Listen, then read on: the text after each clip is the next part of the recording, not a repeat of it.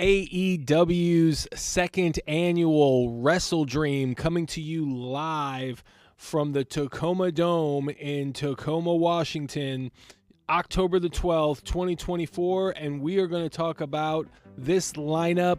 I think it's about 10 matches on the card. This is like the previous year's event that is held in the honor of New Japan Pro Wrestling founder Antonio Inoki, who died on October the 1st, 2022. Now this card is a bit different as far as like what you would normally see from this type of event. This is like kind of like the sequel usually to Forbidden Door, you know, where there's wrestlers from all over the world that come together for like a super card. This is a little bit different, albeit there are some similarities as far as wrestlers from other promotions, but those wrestlers from other promotions are actually now AEW mainstays. But let's take a deeper look at this card and where I feel like it's going to pan out. For the Ring of Honor World Television Championship, Atlantis Jr. will defend his television championship against Brian Cage. This match, I'll be honest with you, I have no idea where this came about. This must have been something that they built at Ring of Honor, and it's carrying over into the AEW realm, and it's going to be interesting. I think that Atlantis Jr. and Brian Cage can put on a fantastic match, to be honest with you. They're both athletic. They both have the ability to wow the crowd with their athleticism. Not too sure where they would want to go with this. If Atlantis Jr. is kind of on like a borrowed system, I think, is he CMLL or AAA? I'm not really sure, but if I had to guess, I would say he was CMLL, and if that's the case, then he shouldn't be around too much longer as the Ring of Honor Television Champion, and then they can give Brian Cage an opportunity at becoming the Ring of Honor Television Champion. I think it would do wonders for Brian Cage. He has been there since AEW's inception, and it's about time that he, carries some gold other than the FTW Championship. So I would say I'm going to go with Brian Cage to win this one. Mark Briscoe defends his Ring of Honor World Championship against Chris Jericho. This program between the two got personal when Chris Jericho mentioned Jay Briscoe, Mark Briscoe's brother, who had passed away a couple of years ago. And so because of the personal conflict within this type of a match, and because Mark Briscoe, we're seeing a new serious side of him than we've normally seen, I have to go with Mark Briscoe to win this one. I think it's going to be a huge win for Mark Briscoe. I think having a win over Chris Jericho under his belt it's a huge accomplishment. And I mean, even some like to argue Chris Jericho at this point is not the man that he used to be, and I'm putting that very mildly, but I will say though, Mark Briscoe beating a legend like Jericho will be huge for his record. So I'm going to go with Mark Briscoe to win on this one. Darby Allin put out an open challenge, and Brody King answered the challenge. Now, if anybody is going to push Darby Allin to the limit and wow us with like, wow, that just happened, it's going to be somebody like Brody King. They've spoken in their promo battle they had on AEW Dynamite this past Tuesday that, obviously there's some history between the two, and I kind of liken this to like a new age version of Bam Bam Bigelow against Spike Dudley. And for those that forgot or don't remember about what Bam Bam Bigelow did to Spike Dudley, check this out. Oh my God! Yeah, so I mean, I can put it mildly. Either he's going to toss him into the crowd or he's going to do some other crazy shit to him.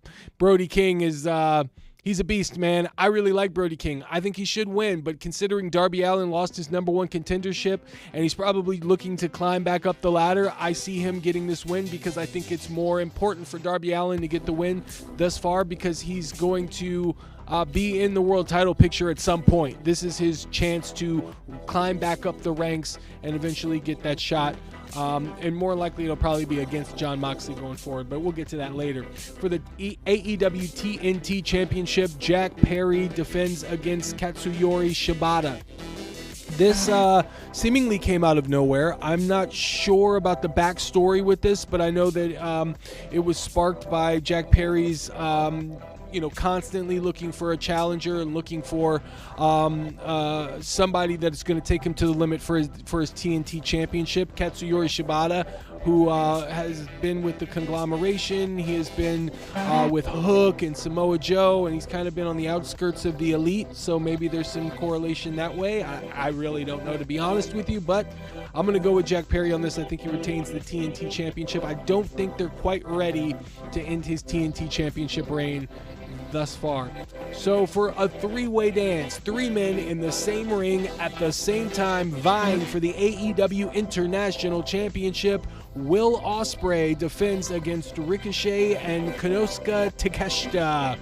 This was built up based on Will Ospreay and Ricochet's first one-on-one encounter in AEW, marred by double pin, followed by I think they reset the match, and then there was a attack from Konosuke Takeshita. Konosuke Takeshita has been eyeing Will Ospreay, seemingly a bit jealous of Will Ospreay in no uncertain terms. And this is an opportunity for Konosuke Takeshita to do good by the Don Callis family in getting that international championship. Is Will Ospreay going to be blinded by his sense of inner competitive spirit when it comes to he and Ricochet in the ring, or will Ricochet sink deep down and become more cerebral, more cold-blooded, and use certain tactics in order to beat Will Ospreay and outshine Konosuke Takeshita? Or is this Konosuke Takeshita's chance? Who knows what's going to happen? Or will Will Ospreay retain? I'm leaning towards Will Ospreay retaining. I think, obviously I don't feel like he should be the international champion right now. I think that they need a lot of main event guys at the top of the card right now, and I think it could be good for Will Ospreay to start moving and maneuvering towards the top of the card as the world champion, because he is one of the most, if not the most, top babyface in AEW currently. He's super over, number one guy in the company at this point with all the injuries that they got going on. So I would move him up to the world title picture, give Ricochet the win, give him his first AEW championship. I'm going to go with Ricochet. I know that sounds crazy, but I'm going to put myself out on a limb there and go for the dark horse pick, if you will, and go with Ricochet. So I think Ricochet is going to pull this one out. I might be wrong, but hey, I'm going to check it out and see what happens. In a grudge match, Hangman Adam Page battles Jay White. Now, the story here is that Jay White was injured by Hangman Adam Page a few months back. Jay White has returned, and he is looking for revenge. This, I think, is going on paper. This looks like a great match. I think Jay White is going to make Hangman Adam Page look really good with his selling, and vice versa. I think these guys are going to really beat the shit out of each other, and I think it's going to be one of the better matches on this card. At least it looks that way on paper. I'm going to go with Hangman Adam Page to get the win here. I think, Jay White just returned. But I really don't see him beating Hangman Adam Page. Hangman Adam Page is so hot right now. He is one of the top heels in the company, and he is due to be at the top of the card. Jay White, I don't know where they would go even if he did win, other than a rematch where Hangman Page actually gets his comeuppance. I just don't see a Jay White story at hand here. Not to say that AEW needs emotional investment or a story for their wrestlers, and that's no slight. It just seems like in a competitive environment, which is what AEW displays, then they don't necessarily need to have a story, and it can still be a big deal. However, I just see Hangman Adam Page getting the win here because I think it suits where his character is going and the killer instinct that he has portrayed thus far. Plus, it leaves room for Swerve Strickland to return as well, which I think we're going to see at WrestleDream as well. So I'm going to go with Hangman Adam Page. Mariah May defends her AEW Women's World Championship against Willow Nightingale. I'm going to go with Mariah May on this. Willow giving her the pounce, period, this past Tuesday on AEW Dynamite. Just to me, it shows that the Mariah May's World Championship reign is not even close to being finished, and I think this is going to be a big win for her. Willow Nightingale, coming off a loss with Chris Statlander, needs that win as well. but I think that they gave Mariah May the match with Willow Nightingale because they know it's going to be competitive, but also because they feel that Willow could take this loss, aside from Jamie Hayter or Saraya or Nyla Rose, and I think it's going to be a great match, but I think Mariah May is going to come out on top. So I'm going with Mariah May. The Young Bucks defend their AEW World Tag Team Championships against Private Party. I'm going to go with the Young Bucks on this, but I think it's going to be a great match. That's one of the first tag team matchups that I saw in AEW when they started to grow to prominence. Private Party, an unknown tag team at that time, were really pushing the Young Bucks to the limit. So I think the Private Party have a win over the Young Bucks, if I'm not mistaken, but I don't know that off the top of my it's just off the top of my head. I don't have the facts in front of me with that, but I would say the Private Party does have a win. I'm not sure if that's true or not, but I would assume they do. So I think the Young Bucks are going to get the win here, and I think it's going to be a showcase for Private Party, who are probably going to climb the ranks of the tag team division. A much needed boost for Private Party in an otherwise fledgling tag team division for AEW, if I do say so myself. Speaking of tag team division, the MXM Connection, Mansoor and Mason Madden, go against the Acclaimed, Anthony Bowens and Max Caster. This has been a feud that has been brewing on AEW Collision that started to cross over on Dynamite this past Tuesday, and it looks like we're going to see this match come to a head. I think the M&M Connection, or M times M, or MXM, need a win here. But I don't think they're designed for that win. I actually think they're going to put over the Acclaimed here. I think the Acclaimed are going to get the win, and hopefully we see more from the MXM Connection and collection, and they go forward. But I'm going to go with the Acclaimed, and hopefully the Acclaimed to move on to challenge for the AEW World Tag Team Championships against the Young Bucks. In a 2 out of 3 falls match, Hologram wrestles the Beast Mortos. Don't know where this match came about. I think it's going to be a great match. I think they're going Lucha Libre style with the 2 out of 3 falls. That's like CMLL style, but they're missing 4 other wrestlers because usually it's a 6-man or 8-man tag for the 2 out of 3 fall style for CMLL. They're pushing Hologram to the moon, so until Clone debuts and challenges Hologram, the Mortis, to Hologram's Glacier, if you will. Until they do that, instead of Mortis, you're going to get the Beast Mortos, and I think Hologram is going to get the win here. I think Beast Mortos, I'm not a fan of the name, to be honest with you, but I think he's a fantastic athlete. I wish he would have been called Black Taurus, but I understand about the trademarks and stuff. I look forward to him getting a bigger push going forward because he is a monster, and that's needed, but Tony Khan hasn't really pushed a lot of monsters to the top of the card. The guy is phenomenal. He's very athletic for his size, and I'd like to see him get more of a chance to shoot up to the top of the card because he's mega over. But I think Hologram is the creation of Tony Khan, and I think you're going to see him go 14-0 or 15-0. I'm not sure what the record is, but he's definitely undefeated and he's up there. So I think he's going to go 14-0 or 15-0, and Hologram gets the win here. In the main event for the AEW World Heavyweight Championship, Bryan Danielson defends against Jon Moxley. Is this the last dragon? Is this a chance for Bryan Danielson to become the Blue Glow Bruce Leroy and beat the Master?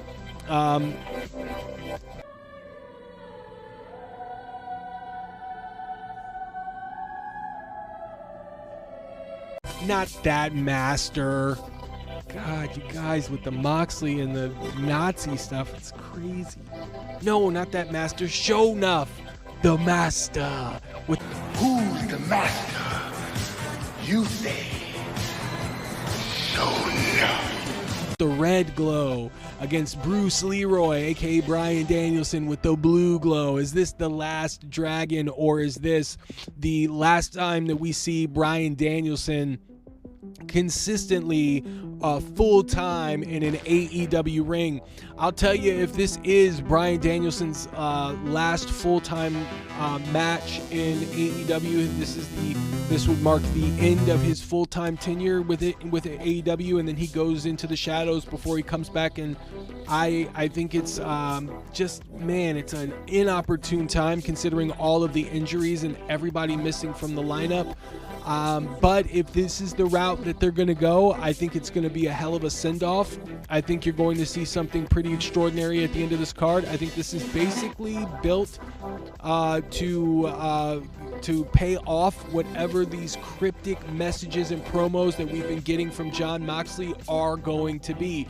Be it Shane McMahon showing up, be it Sami Zayn showing up with the Switchblade Conspiracy, returning as a tag team, whatever it may be. I think you're going to see that come to a head at the conclusion or during this match. I do envision Jon Moxley winning this match because I think there is a lot more on the other side of this. He sends Bryan Danielson bye-bye. He then has challengers like Darby Allin, like Will Ospreay, like maybe a returning Kenny Omega waiting in the wings here. I think there's just a whole lot more with the Jon Moxley group, because if you want them to be taken seriously, then you want them to be at the top of the card. You want them to have all of the chips, like all of the bargaining chips. You want them to have that, and with Jon Moxley, you need him to have the AEW World Heavyweight Championship to be able to run stuff, and to really show his authority now that he's the AEW World Heavyweight Champion, because he can move mountains with that World Championship. Is Shane McMahon going to show up in the AEW? I mean, look, the rumors have been going rampant and crazy since even before Jon Moxley started talking about this stable. Once he brought this stable up and started talking cryptically, it only intensified, okay? Now it's to the point where even if Shane doesn't show up and Sami Callihan shows up or somebody else shows up, it would just fall flat, because everybody would be expecting, here comes the money. So I will say that it would be the best interest right now for overall engagement and being in the news and the press, if they did bring McMahon, Mr. McMahon 2.0 into the AEW and debut him by costing Bryan Danielson, an individual that there's so much history there if you've been following the WWE between Bryan Danielson and the McMahons, but most certainly Shane McMahon when he was running SmackDown. There is an embedded story there that they can really utilize and work with, not to carry on the story from the WWE, but to bring it to an entirely different level. Those familiar with Bryan Danielson, they know that when he was Daniel Bryan, the interactions he had with Shane McMahon were pretty intense, and Shane did a lot to try to undercut Bryan Danielson in a lot of ways, so they can really work off of that and use that to their advantage. And I like the idea, although Shane kind of came in with this underdog. After the McMahon documentary was released on Netflix, he kind of came across as an underdog. You felt sorry for him. So as a sympathetic figure, it would work for him to show up and try and help AEW. But in my opinion, the best Shane McMahon that you will get in AEW is the Shane McMahon that is trying to be like his father. His father did not give him the WWE, so he's going to take AEW. I think that's a far better story. There's so much more to get out of that. And Jon Moxley feeling like the opportunities that he thought he was gonna see in AEW are no longer there. The performers that he thought, or the wrestlers that he thought were gonna get top billing and the alternative that they were supposed to be, he's not seeing that. Instead, he's seeing Connecticut. He's seeing New York. He's seeing an insane takeover, and he wants to bring AEW back in his eyes and shape it in his mind. And that'll even cause maybe the Young Bucks to kind of maybe be involved in this somehow as well. So I mean, you can go a lot of different ways with this. I really feel like you're going to get the most mileage out of it with a Jon Moxley win, which is why I'm going with Jon Moxley to beat Bryan Danielson. And you can expect some fuckery, some kind of like weird, lights go out, and when they come back on, imagine the lights go out and when they come back on, Shane McMahon is in the middle of the ring staring at Bryan Danielson before Jon Moxley turns him around and hits the Death Rider and gives him the 1, 2, 3. I mean, and then Shane's doing the yes chants. I mean, it would be insane, and especially in the hometown of Bryan Danielson, the home state of Bryan Danielson in Washington, where he is from Olympia, I believe, or Aberdeen. I think he's actually from Aberdeen. I can't remember which one, Brian Kendrick or Bryan Danielson is from Aberdeen or Olympia. I'm going to say Aberdeen, and so not too far from Tacoma there, and so you're going to get some mega heat if Bryan Danielson loses in his home state. So I look forward to that. I think you're going to see I think there's going to be a lot of tension and a lot of build-up to see who's actually going to show up, and I do think Jon Moxley's going to come away with the win. But guys, what do you think is going to happen at WrestleDream October the 12th live on pay-per-view? You guys let me know in the comments. What do you guys think about these predictions? Do you think I'm far off? Do you think I'm going to get a little close? You guys let me know. Thumbs up on the way out, you guys. Thanks again for checking it out. And as always, stay tuned for more.